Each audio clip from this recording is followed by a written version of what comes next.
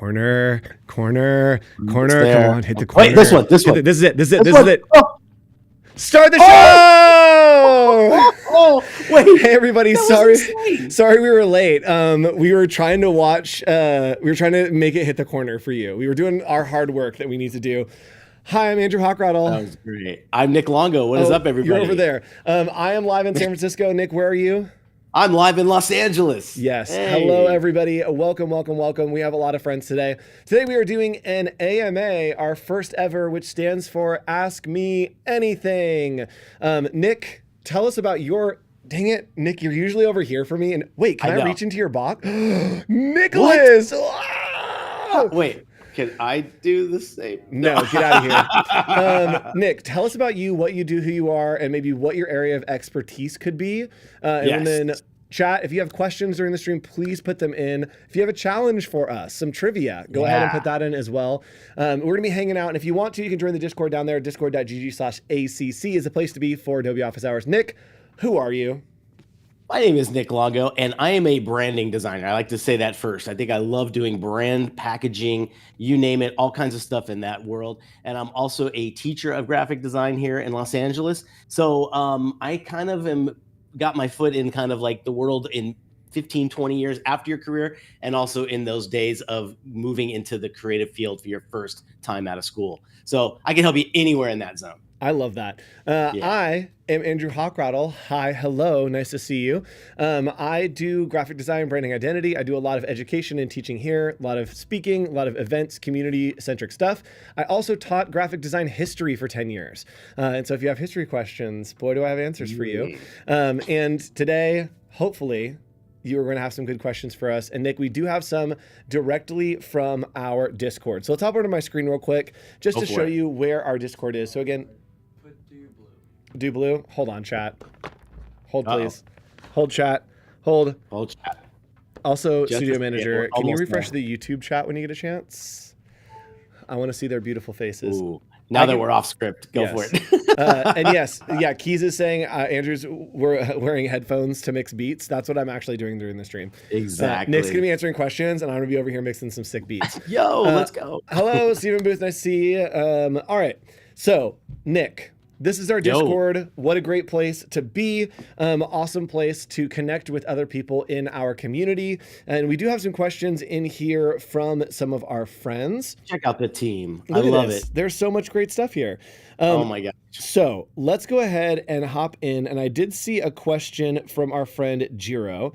Go for it. And let's see, someone said here, if you have a website, can you have a hidden page with access with a link only? Nick, what do you think about that? So today we're going to be talking a lot about, again, anything that you want, ask us anything, and career advice. We're starting out there. Nick, what is your advice on having a hidden page that's tailored specifically to clients? I think it's totally great. Don't have a spot saying like hidden area and unclickable, and you only need a code. But you should have a page of your URL that is specific stuff that you can't put out there in public, but you do want to show someone if you give them the code to get in there. Of course. I mean, how much stuff do you work on that's actually under NDA and maybe you can't show it in your website? Absolutely. 100%. I totally agree with that. I actually have one of those as well.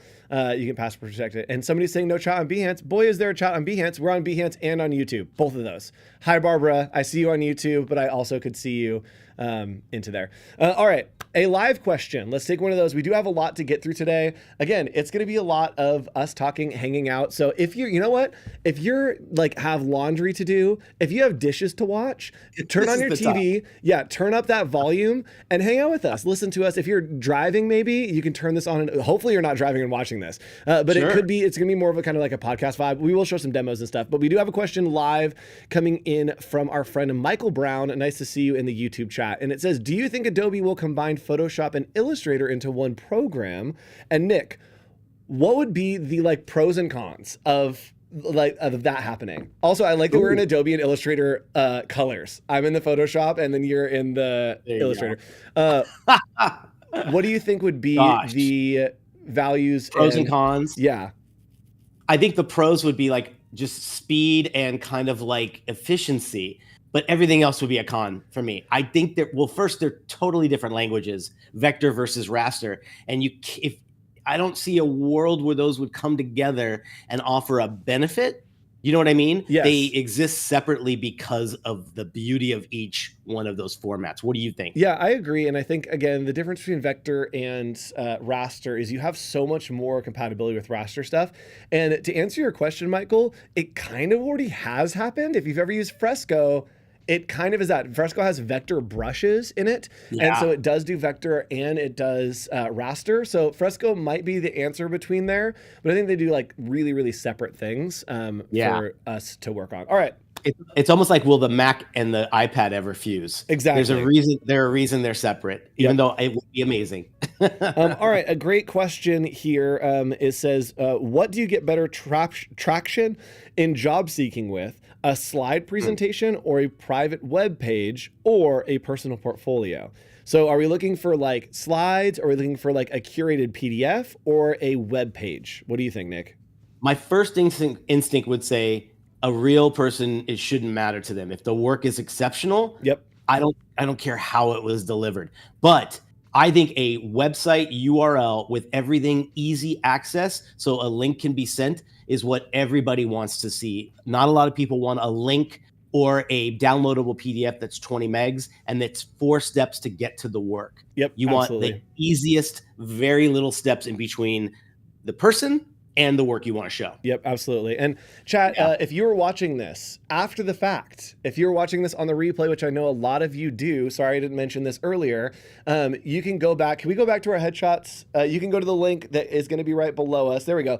Discord.gg/ACC. If you have missed this stream, go to Discord, discord.gg/ACC, and you can talk to us in there. You can talk to the community so that if you have a question, we can answer it, or someone else can answer it that is in the community for us. All right, Nick. Another live question from the chat. I love that we're going to do this, chat. Keep the questions coming, please.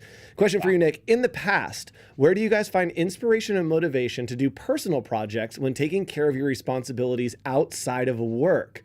Ooh, that's a good question, Nick. What's your, I have all kinds of answers about personal projects. What is your, do you do personal projects? No, I don't. I do other forms of creative, I would say. I think music, cooking, things like that are where I would venture out of. But you're right. I would look to folks like you. I have tons of other friends that do really thrive off doing those personal projects. I get a glimpse of that. I look at a model. I try to break it down, be like, what did they actually do of a particular thing that they love and they wanted to express in some kind of a free form creative. I don't do that enough. I probably promised it 5 or 6 times here on Office Hours. Yeah, I think we've talked about it as like we have like New Year's resolution shows. Report. And yeah, I am a big fat F. So yeah, I have not done them. What about you? It's funny because I like only do personal projects. Nick and I are completely separate. I don't take on a lot of client projects. I do a ton of personal projects, and those personal projects end up turning into big things like Southwest, which I'd show you right now, but my website's a little bit different for another secret project that I'm launching tomorrow. If you want a sneak preview, my website's literally live right now. You can go, just keep it a secret. But I do mostly personal projects and projects that resonate with me. And I think that helps me stay more creative, and it helps me still do my job responsibilities and like the things that I have to do, but then still explore things. And then it becomes cyclical, that like the ideas that I am exploring with personal projects turn into real work. And even with the Southwest project, I had someone hit me up for some more work with airlines, and it's turning into like, it was a personal project that now is becoming a major part of my career, which is really cool. So do personal projects, try whatever you can to stay creative. Chris Porter's asking, how long did it take you to grow that mustache? AMA? Oh, for me? Yeah, it's a question for Nick. Come on, Chris, it's probably like 4 days. 4 days. All right, so chat is reminding me, thank you so much, chat, that I have promised you. I made promises to chat, and that promise was to show you how to use the Blend If tool. So ask me anything. You were asking me how to use the Blend If tool. Let me show you. So the Blend If tool is here in Photoshop, and what I'm going to do is I'm just going to generate a background here, and we're going to do a truck sitting on a hill. Nick, do you know about the Blend If tool? No, I do not. All right, so we are going to generate. What we got here? I hope this is my water. I think it is. Famous last words. Right. Poison. So we have a truck on a hill. Great. It's a little far away from me. That one works, I guess. And so what we can do with blend if is, let's say we want to put a logo on the side here. So I'm going to go into my libraries because I'm guessing that we have a little office hours one here, which we're going on the road. We're going on the road, guys. We're going on the road, baby. Road trip. All right. So what I can do is I'm going to place this into my document. So let's say that you have an object that you want to put like on the side of a truck. Now, I could multiply this. I could screen it, but it's not going to look great. I also am going to try to, what is the option I want? There we go. I'm just going to perspective this real quick. Yeah. Oh, you want distort, I believe there it is. I made it so bad. Okay, sure, whatever. So pretend like this is what we want it to be. What you can do is you can double click down here in the corner behind Nick. So, no, Studio Manager, it's fine. I'll bring it up here. I'm good. We're good. All right, here we go. I got you. Got you, bro. So what you can do is you can just double click on the layer and then go to blending options. And then we're going to choose blend if. And what's going to happen is blend if gray. That's the default. We can change that to blend if white or blend if black.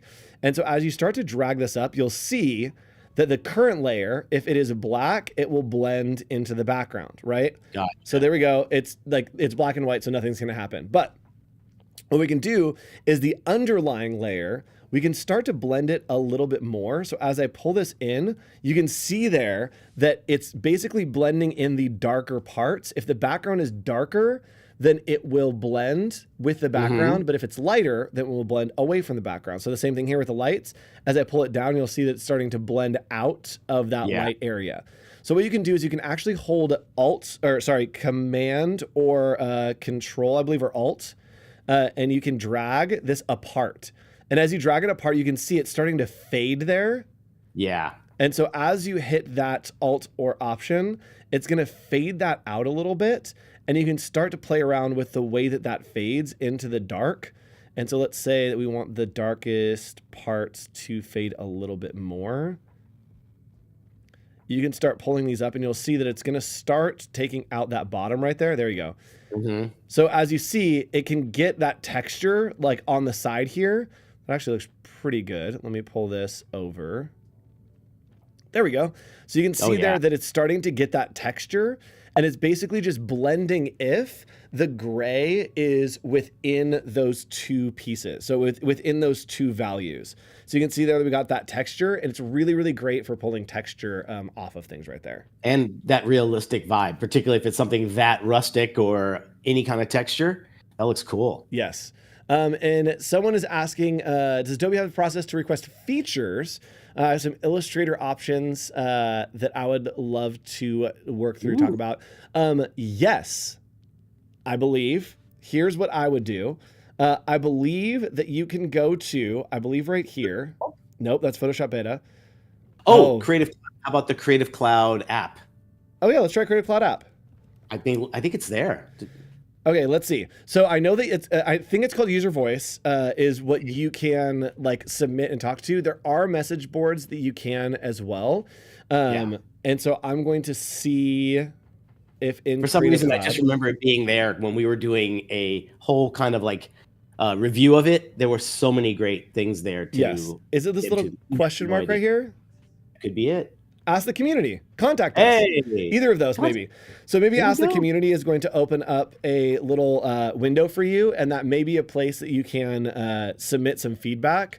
I do know if you ever get an error and it asks you for like, hey, can you do more feedback? Yeah, right here. So I would go into the related communities in Illustrator. So community.adobe.com. And we can go into Illustrator, and then I'm sure that there is a thread in there to request features, to report bugs, any of that kind of stuff. So look at this. Look at that. Look at, yep, and you can vote right here. Pretty cool. All right, so Nick, next question. Anyone else in chat? Keep those questions coming. I'm trying to watch them as they come through. But let's go back to Discord, and we had another question in Discord, a bunch of questions actually for Elizabeth. And Nick, what is your favorite thing to teach? Question 1. And 2, can you teach it to us in like a 1 minute in a 1 minute Oh thing? my God. The favorite thing I like to teach, Uh-huh. it's got to be logo design.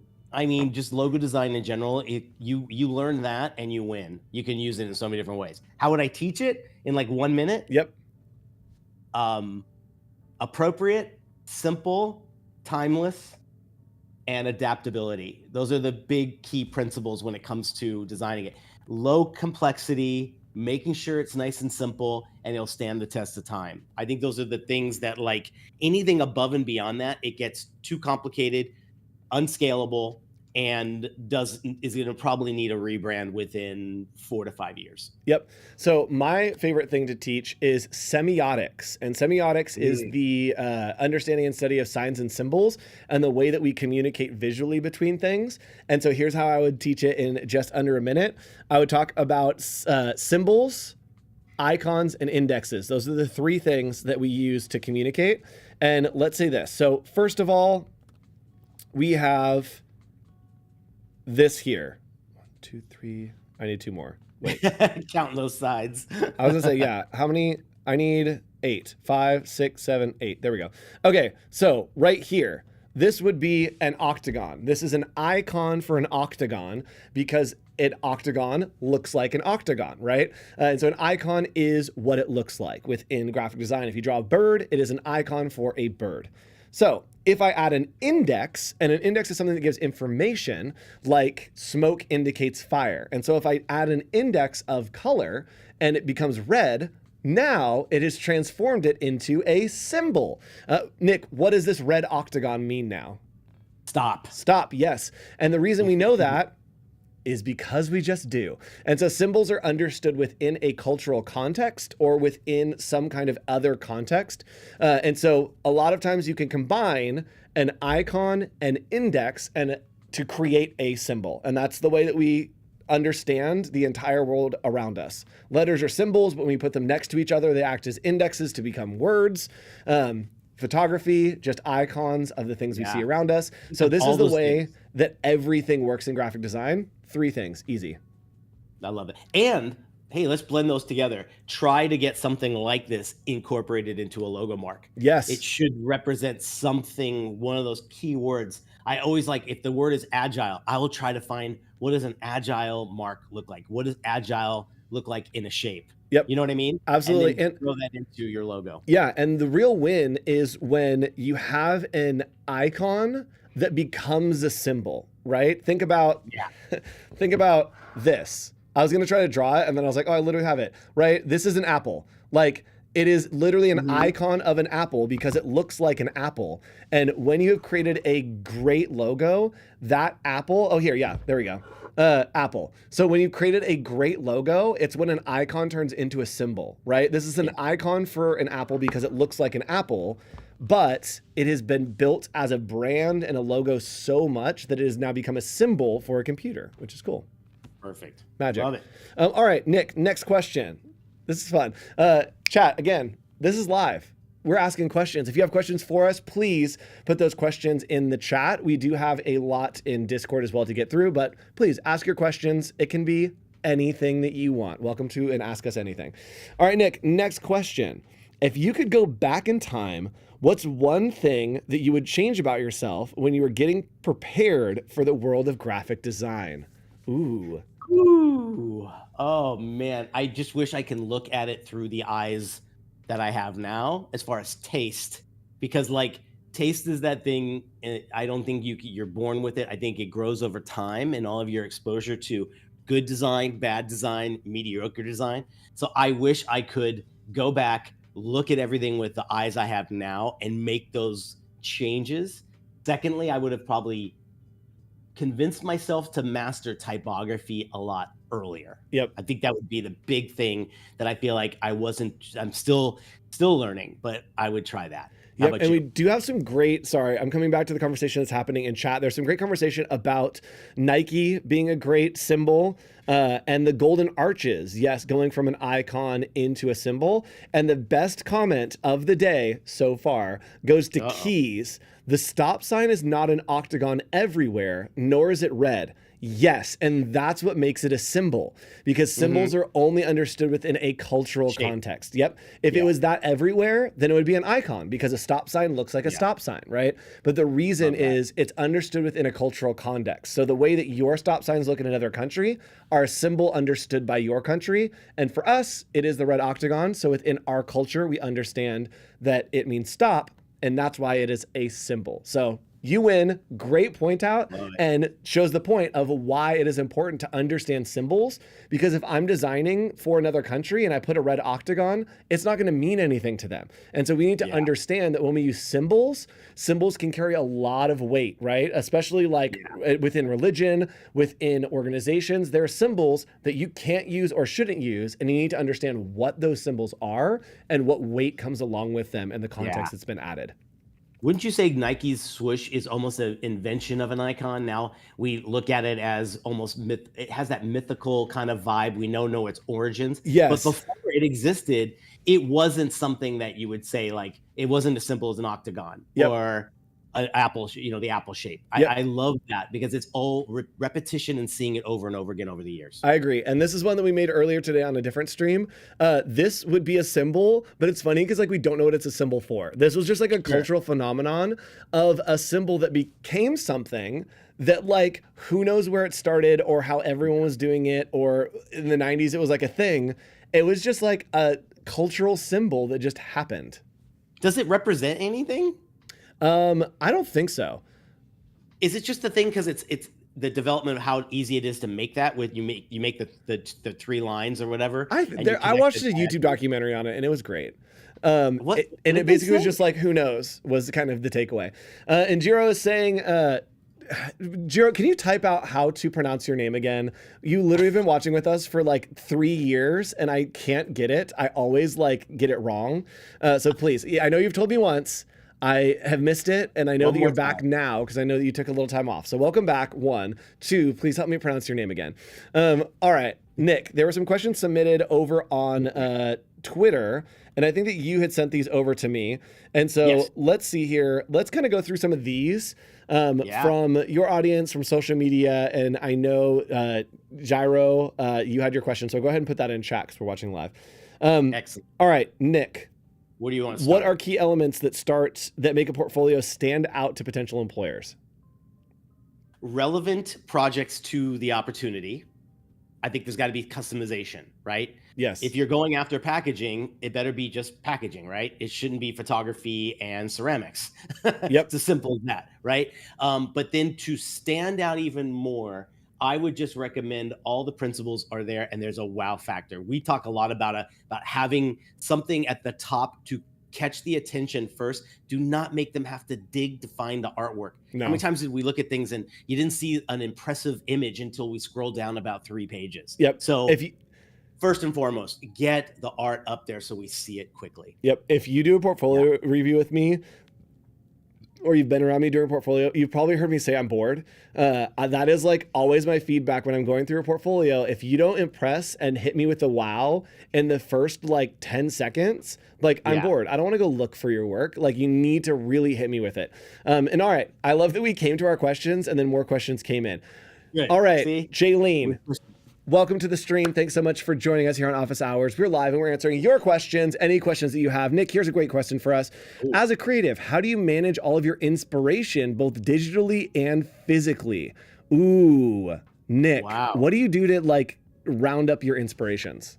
Digital, I am a huge fan of Pinterest. I have used Pinterest now for like a year. Okay. I'm very late to it. But what I love about it is the buckets, the collections you can build, the way it curates more. It knows exactly what you're looking for. That's good and bad because, I think a lot of it should be curated by you, the eye, but it does help.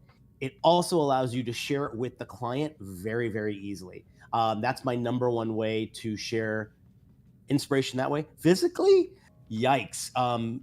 Photography, saving things. If it's out in the world, I will take pictures, and I've made a few photo albums on my phone to keep those organized that way. Oh, look at that. I felt like since we're talking so much, I needed like a fun little graphic to just put in the middle here. We almost needed our for the record background with the newsroom. Oh yeah, with our little newsroom. Yeah. How about you? What do you do for both the digital and physical inspiration? I don't. I really don't know. I like.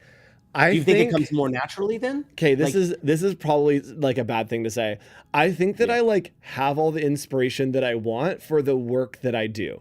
I think that I'm very specific on the work that I take on and the styles that I do and the work that I do. And I think that like the inspirations that I have for the work that I do, I already have and know. So I don't very often like bookmark stuff or go looking for inspiration. But I do know that there's options on Behance to make boards, and then you can pin stuff, make mood boards on Behance. So maybe explore that option and see if you can create some mood boards there. All right. And someone, Jennifer Poole, great question by Jennifer. What if you have two different focuses on something like photography? Should you have two brands or find a way to make it one together? This is a fantastic question, Nick. What is your take on if you do multiple things, how do you present that? I think in both situations, if she's looking for a job or trying to be hired as a contractor, I like the idea of having them together but slightly separated for navigation. I think you do a good job at that as well, but I like the idea to have I think you're a double threat, and I think in most cases someone will appreciate the fact that you can do both for them. But if you are going after freelance jobs and it's one area, emphasize one and let the other one be supplemental. I think that's my best advice. What about you? Yeah, I think that if you do multiple things, present yourself as like a studio or like a creative solution. That like don't be just a designer and don't just be a photographer. Be like a solution. Problem solving. Yeah. And so here I say freelance designer. I also say creative for hire a lot because that is a little bit of everything. So try to figure out how to position yourself so that people accept and understand that you do a little bit of everything. And hello, Kevin. Nice to see you. Hi. Thanks for joining. And let's go ahead. Chat, y'all are going wild on the questions and I absolutely love it. Nick, can you note a couple of these questions? I do want to show how you can do your mood boards. So on Behance, you can go to mood boards right here. And I have a mood board that I created for a zine that we just created. And I sent this out to a bunch of people. It's a shareable link. This is all stuff that I'd found on Behance. And there's a little button that you can add it to a mood board. And then I can edit it. I can see more details. I can send it out to people. So really great way to collect inspiration from Behance right here on Behance. Love that. And I think you're getting better curated real work, like real design work from real designers there. Yes. That's the one thing I like. That's really cool. Real work and real conversations for real people. Adobe Office Hours. Office Hours. I also missed that I didn't get to do my like voiceover today over our little intro, but we'll play the song. I'll play the song on the way home in my own Not only was it worth it, and I want to know, did Paco actually plan that to go into the corner? That was like I don't think so. It just like happened organically, which was really cool. Maybe he had a button that like can bring it to the corner when needed. It was great. A question just passed, Nick. Can you look in the Behance? There was a question that was up there. I don't have. Sorry, man. And while you look that up, I am going to ask, do you think it's important to have a headshot on your cover letter? I say no. Oh, cover letter? Absolutely not. No. Don't do it. This is not 1999. No.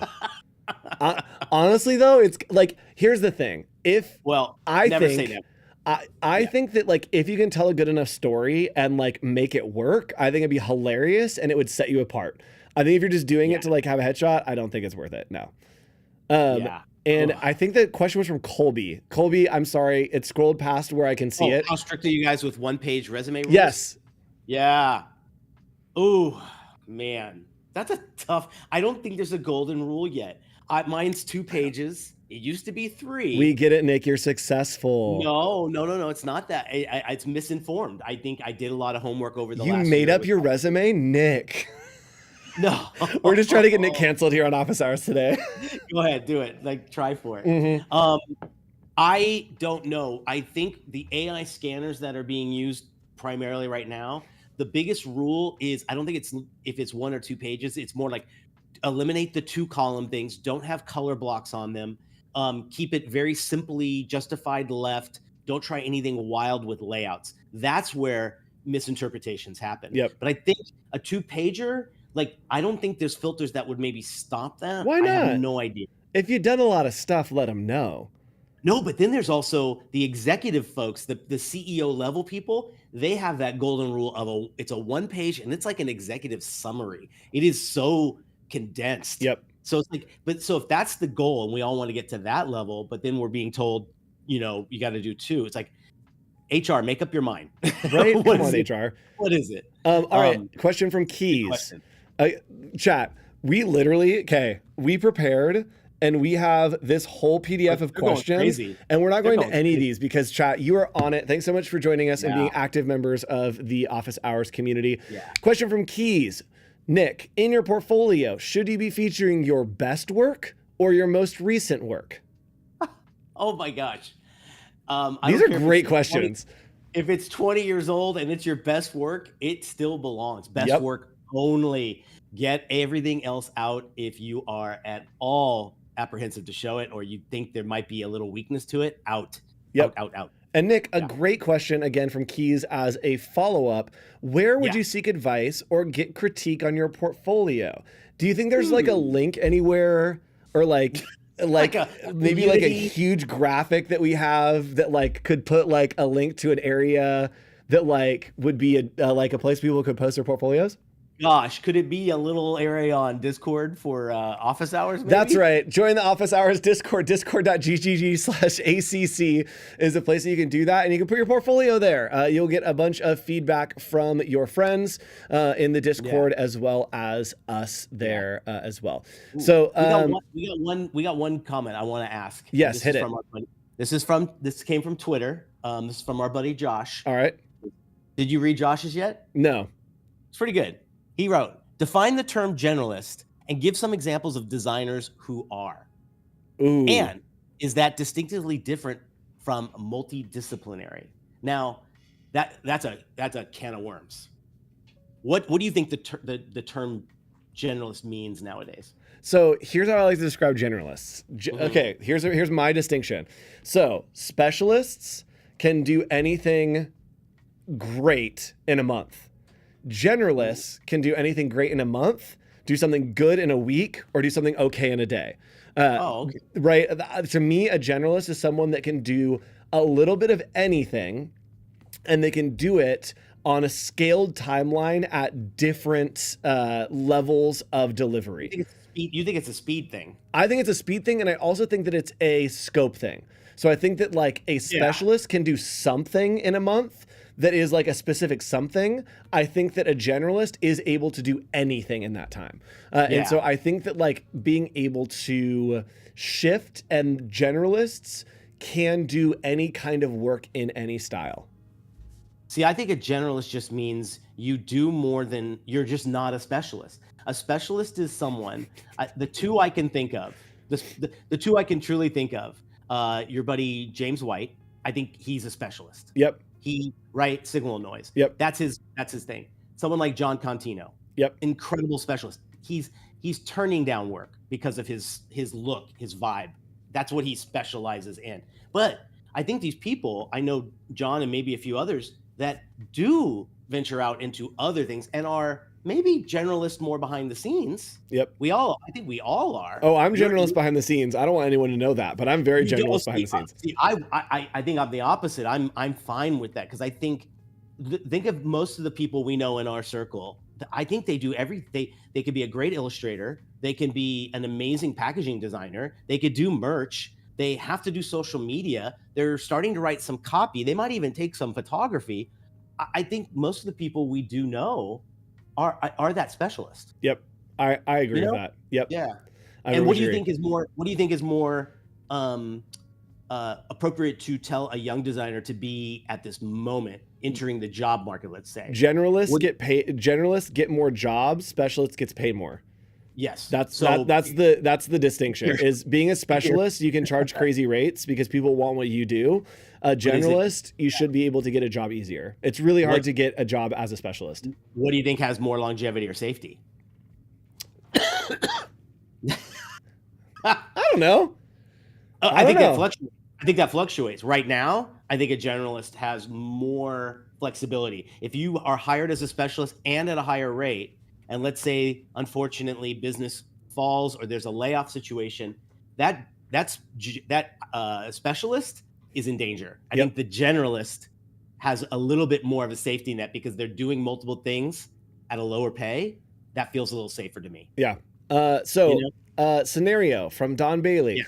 There's no through thread in this episode other than we're answering your questions live from chat. Yes. If you're just joining us, hi, welcome to Office Hours, Ask Us Anything. This is my favorite version of the show because we get to show you stuff and then you guys have to do the hard work and we just talk. Yes. So ask us anything. We do have another question coming in from our friend Don Bailey. This is a situation. And before we answer this question, just disclaimer, we are not giving you legal advice. We are giving you our opinions as creative freelancers and professionals.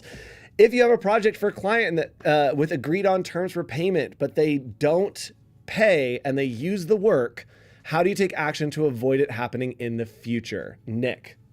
Okay, it should be in your agreement or your contract at the beginning to say the work cannot be used until fully paid because it is not technically owned by them yet.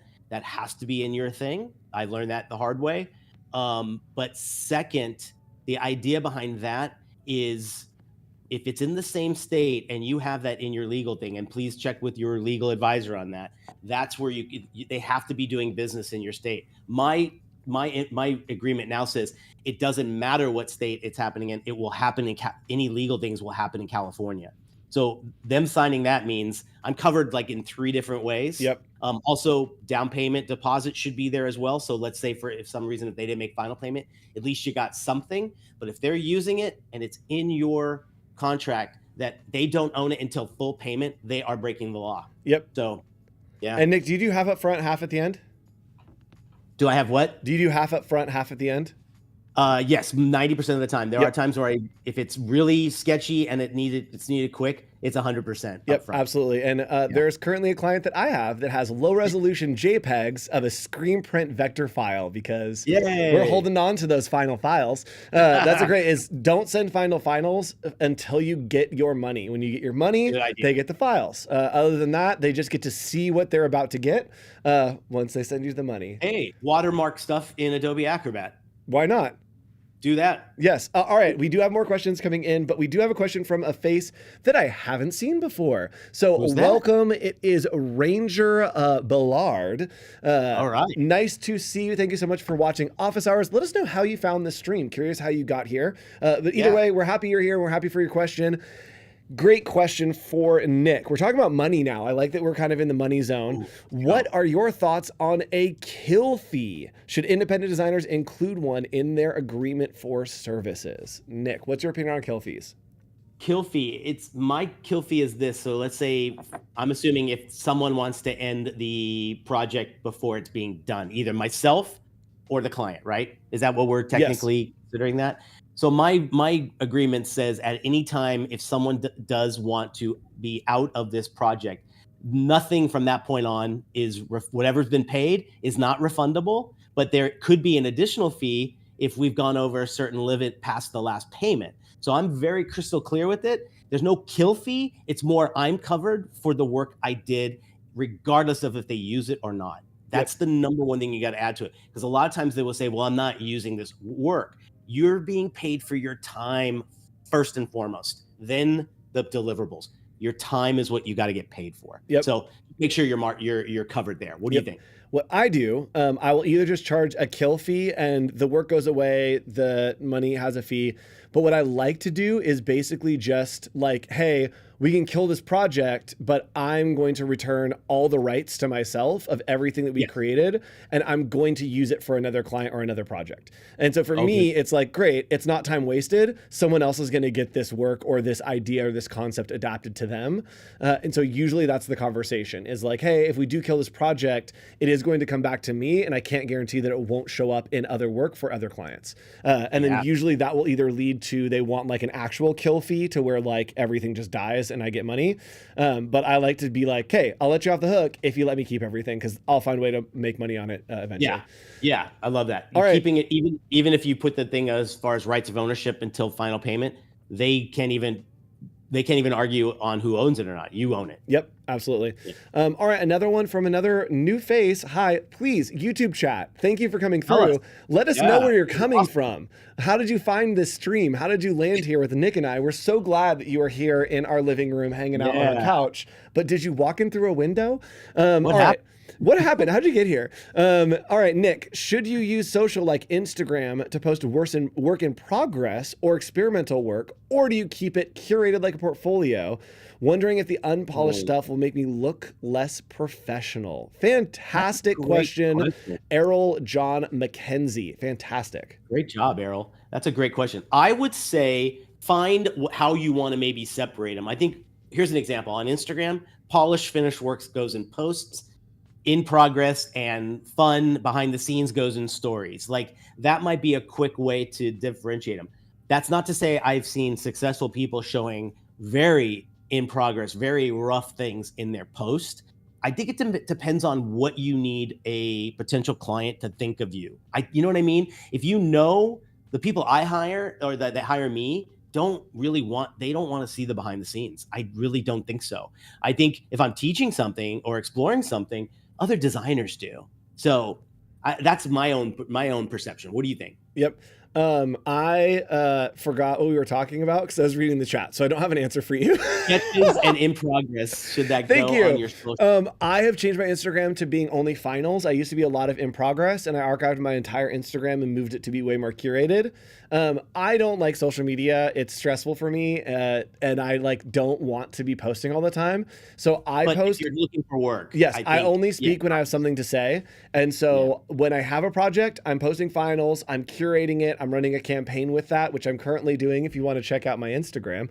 And I'm curating things. You show behind the scenes stuff in stories. I do. I use stories for behind the scenes stuff sometimes. Yeah. That's true. Yes. I love that. All right. And you can do that anywhere, I think, as well. It's fine. Yes. But just have some kind of plan when it comes to that. Don't be back and forth with it. Try to stick to some guardrail and have fun with it.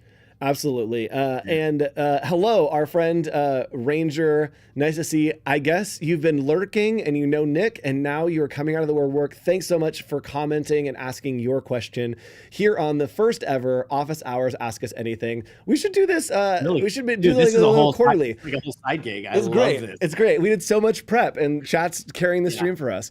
All right. Yeah. So somebody asked, are there any resources for contract templates? Yes. Weekend Creative, fantastic resource.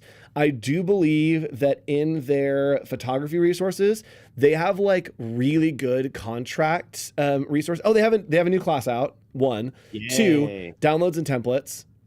Right here. Pricing guides, contracts, commercial photographer starter kit, contract bundle, production documents, shoot plan template. So really great resources here. I also think that Hoodspah Design. Okay, Amy and Jen Hood, who sometimes watch Office Hours, thanks so much for watching. You have been talked about on every single stream today. It has come up organically.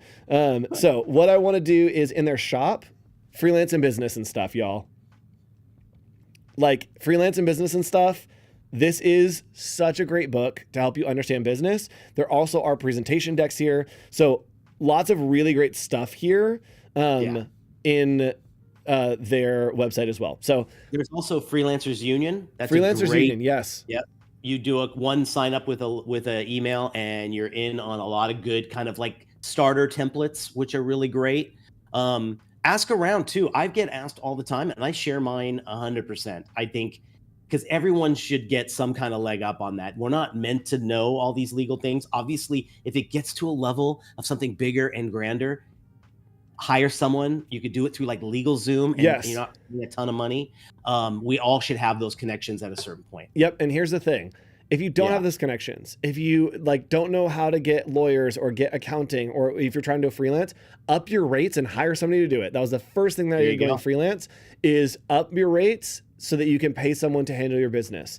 Perfect. Worth it. I am very open. I give a lot of advice. I don't know how business works. I don't know why I'm an LLC. I don't know what my books look like because I hired My somebody to do accountant it. Yeah, my accountant does. Exactly. So if you can up your rates and kind of make your clients pay for those services by upping your rates, delivering a quality service, and then letting you focus on what you do best and not be weighted down by the rest of the stuff. Excellent. And yes, thank you. Great resource. AIGA has a document called AIGA Standard Form of Agreement for Design Services. So you may want to check that out and partner with AIGA there. Perfect. All right, Nick. What else we got? We have more questions. We have about 5 minutes left. So chat, I want to reserve time for you, chat. If you have more questions, please put those questions in the chat. And Nick, I think that we should end the episode with us asking each other one question. So be thinking about that. We'll do that in like a couple of minutes. Be thinking about what you want there. But I'm going to go to the questions that came from social media, and I want to do one about collaboration. How do you approach collaboration with designers or professionals from different fields, or maybe even broader, that have different styles? Ooh, the different styles thing is great. Yeah.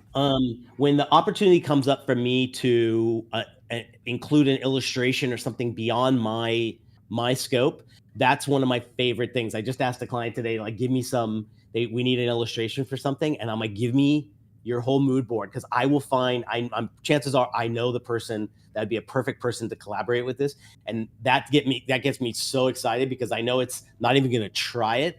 I think just knowing enough people and being connected, I've reached out cold to people and just said, you've got the exact look we're looking for on this project. Are you open? It's like amazing how often that happens. So I'm a big fan of the collaboration thing from a different discipline or a different look. I think that's fantastic. If it's more of a team thing or something, I think that just comes organically from talking to other designers, going to conferences and meeting people and be like, hey, we should, it's like talking to someone while having tacos saying, hey, we should approach Adobe and make a show called Office Hours. 3 years later, here we are. Right? 450 episodes in, baby. 865,000. That's it. Welcome to our 1000th episode, everyone. Great, fantastic, amazing question from our friend Colby, who I'm talking to in literally 9 minutes. Colby, never mind. Colby's not supposed to be working today. All right. Colby says, the best question of the day, I think, so far. If you are looking at each other's portfolios for the first time, what advice would you give each other? Great question. Wow. Fantastic. Nick, what advice would I give you? I got yours 100%. I think that you already gave me great advice, and I've already changed it already. Really? Yeah, you told me it was too serious. That's literally, I literally was going to say, like, I would put more personality in your work. Yes. That was going to be my feedback. I was trying to think of how to communicate it. That makes me so happy. Yay. Yeah. For you? Yeah, for me. What do you think, Nick? Are you ready? Yeah. So I think, as I know you as the artist and what you do, and I love that you've taken a very unique approach in your presentation on your website, and it matches you to a T. I think it's there. I think you can even go, you've gone right to the line of being the risk taker and I'm not following the rules of everybody else's website. I think you can even go steps further. Embrace that, because not everybody, I think, has that freedom to do something so different. And I think you can take it to a whole other level and make this like in your face even more. I love that. That's great advice. How's that, Colby? Fantastic question, Colby. Thank you. That was a really fun one. Yeah. And Don saying, been lurking and watching. So thanks so much for watching with us. And someone saying, wasn't that 4 years? We don't know. We don't know how long we've been doing this. We've been trapped. Yeah, I'm actually still in the studio, and this is where I live now. You think that I stream from my apartment? No, they've locked me here. Please send a letter. Nick and Andrew are locked away in the Adobe offices doing office hours for the rest of time. All right, Nick, it is time for our final question, everyone. Nick, question for you. What is a project that you shipped that you gave up on? Oh my God. Hard-hitting questions. Hot seat, baby. Gave up on as in like, that, said, like white, you checked out before it was done and you're like, it's done. I'll never think of it again. The first time I ever did, and last time I think I ever did a website, I did for a law firm.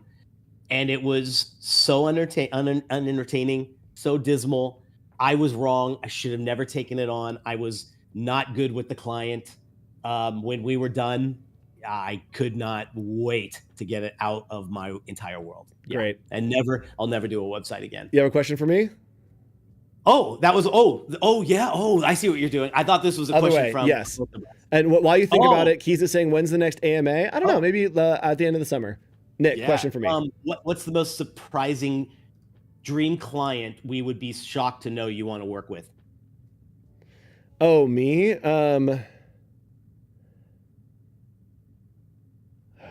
I want to work with Paddington. I want to work with Paddington really bad. Oh, I've that's always, not shocking. okay, I know. I've always wanted to do a movie poster. I think that would be really cool to do a movie poster. Yeah. I really want to do a plane wrap, and I've been working on that since I was like a kid, which I think is like getting closer to happening. I don't know. I can't. Dude, livery would be. Yes, wow. I'll keep you updated, but supposedly there might be an option or a conversation to start to do a plane wrap, which I would just retire and never design anything again. All right. Thanks so much for joining us for our AMA. Leave a comment below if we missed your question, or go to discord.gg/ACC to leave it there. Thanks for watching Adobe Live. Bye, everybody. Great day. Thank you.